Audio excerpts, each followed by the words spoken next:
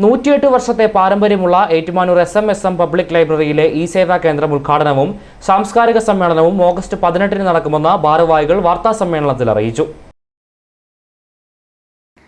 വൈകുന്നേരം 5-ന് ലൈബ്രറി അങ്കണത്തിൽ നടക്കുന്ന ചടങ്ങിൽ മന്ത്രി VN വാസവൻ ഉദ്ഘാടനം ചെയ്യും. ലൈബ്രറി പ്രസിഡന്റ് G പ്രകാശ് അധ്യക്ഷത വഹിക്കും.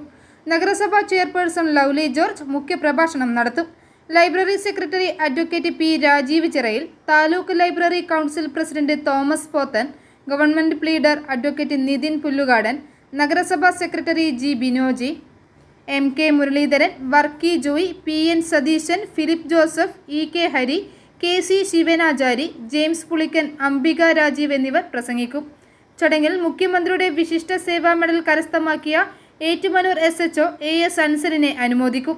ത്രിദിന പ്രകൃതി പഠന ക്യാമ്പിൽ പങ്കെടുത്തവർക്കുള്ള സർട്ടിഫിക്കറ്റ് വിതരണവും മികച്ച ക്യാമ്പ് അംഗമായി തിരഞ്ഞെടുക്കപ്പെട്ട അഡ്വക്കേറ്റ് സാനി ജോസഫിന് ഉപഹാരവും നൽകും. പൊതുജനങ്ങൾക്കും ലൈബ്രറി അംഗങ്ങൾക്കും എല്ലാവിധ ഓൺലൈൻ സേവനങ്ങളും ഇ-സേവാ കേന്ദ്രം വഴി ലഭ്യമാകുമെന്ന് ഭാരവാഹികൾ പറഞ്ഞു.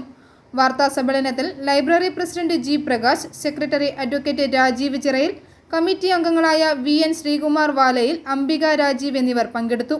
108 വർഷത്തെ പാരമ്പര്യവുമായിട്ട് ഏറ്റുമാനൂർ SMSM പബ്ലിക് ലൈബ്രറി വികസനത്തിന്റെ ഭാഗയിൽ ഒരു പുതിയ നാഴികക്കല്ല് കൂടി താണ്ടുകയാണ്.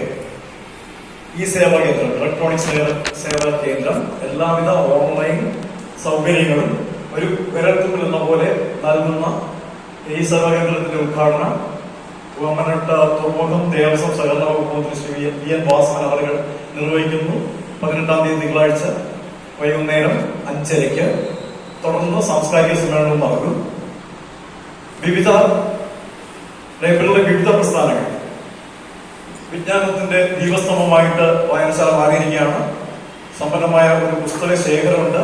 ആധുനിക സൗകര്യങ്ങൾ, പൂർണ്ണമായും ശീതീകരിച്ച ഓഡിറ്റോറിയം, കരിയർ ഗൈഡൻസ് സെന്റർ, വിവിധ സാമൂഹിക സാംസ്കാരിക പ്രവർത്തനങ്ങൾ, ശ്രീമൂലം നേച്ചർ ക്ലബ്ബ്, ഗവൺമെന്റിന്റെ പല അംഗീകാരങ്ങളും നേടിയ നേച്ചർ ക്ലബ്ബ്, പല്ലവി മ്യൂസിക് ക്ലബ്ബ്, ബാലവേദി, യുവത, വനിതാ വേദി, വയോജന വേദി, ഇങ്ങനെ വിവിധ വേദികൾ, ഒരു റിക്രിയേഷൻ ക്ലബ്ബ്, ഇതൊക്കെ ലൈബ്രറിയിൽ ഇപ്പോൾ പ്രവർത്തിക്കുന്നുണ്ട് സജീവമായിട്ട്.